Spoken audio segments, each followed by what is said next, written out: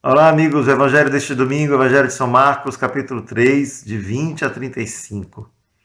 O Evangelho é um pouco mais complicado do habitual. Começa falando que Jesus não tinha mais tempo para comer, seus familiares chegam, querem levá-lo consigo e dizem que ele está fora de si.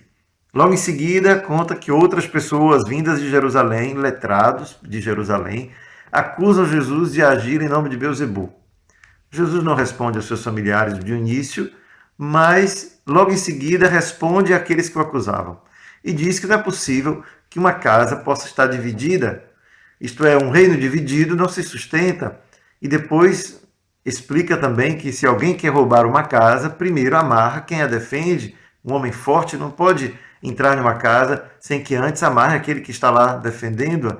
Então depois é que ele pode saquear a casa. Jesus se coloca quase como um ladrão, né, que chega para roubar uma casa, que é o coração de cada um de nós. Mas se o coração tiver lá alguém que já o possui, primeiro tem que amarrar aquele, isto é, libertar a pessoa daquele mal. Então Jesus é o libertador, se ele vem para libertar.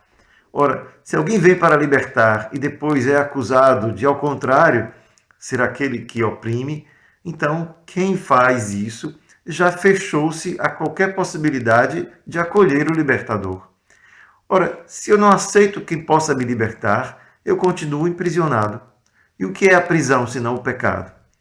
Então, logo Jesus conclui: você pode ser perdoado de qualquer pecado deste mundo, blasfêmia contra qualquer coisa. Mas se você blasfema contra o Espírito Santo, impedindo que aquele que pode te libertar entre no teu coração, o teu pecado permanece. Você continua acorrentado ao pecado. O pecado continua lá. Por isso não tem perdão. É isso que Jesus quer dizer com os pecados sem perdão. Não que a misericórdia de Deus tenha limite. Mas se ele é aquele que vem para libertar e a esse você acusa de te oprimir, então, no fundo, a sua libertação fica impedida. É por isso que então o pecado não é perdoado.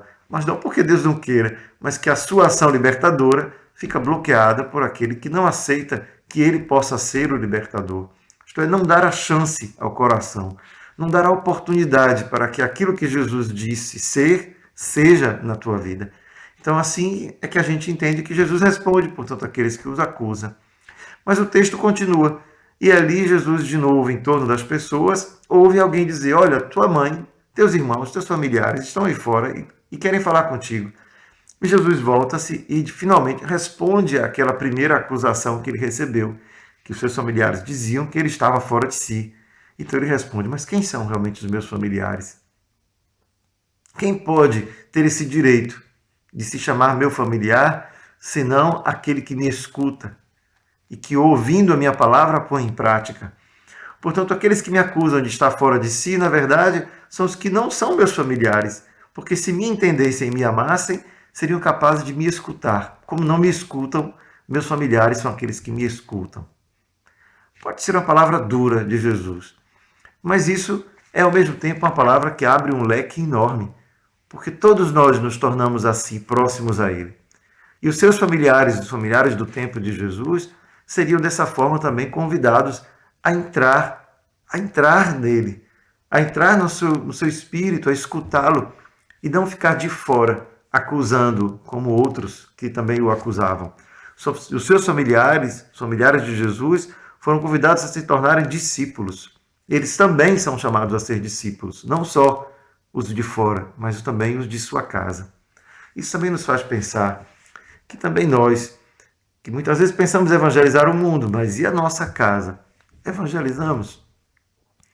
É lógico que um evangelho como esse, tão rico, fez entender que Marcos nos colocou dentro de uma estrutura diferente. Primeiro os familiares, depois os chefes dos sacerdotes, os letrados de Jerusalém. Ele responde aos letrados e depois responde à família. Por isso que esse texto é longo, mas ele responde a uma mesma questão. Quem é que está do lado de Jesus? Quem é que está com ele? Quem é que realmente está disposto a sofrer, inclusive as acusações que ele sofreu, no caso do chefe dos letrados de Jerusalém, correr o risco de ser acusado de um crime mortal, um crime que poderia levá-lo à morte?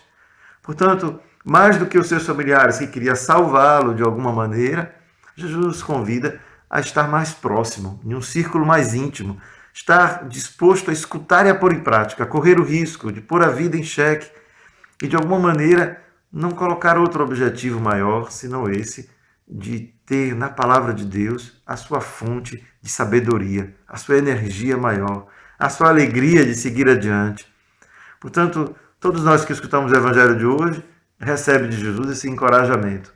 Que não sejam as acusações do mundo, as incompreensões até mesmo dos que estão próximos, nossos familiares, mas que seja a palavra de Deus, aquela que se dirigiu a nós como uma palavra de libertação, que abre o nosso coração para receber aquilo que só Deus pode nos dar. Então, ser libertado por Jesus, receber dele a coragem e a força para caminhar na vida, é acolher a palavra de Deus e deixá-la agir, transformar. Que esse Evangelho te ajude a colocar-se do lado certo, do lado de Jesus, com ele, aonde ele for. Um grande abraço, uma boa semana para você.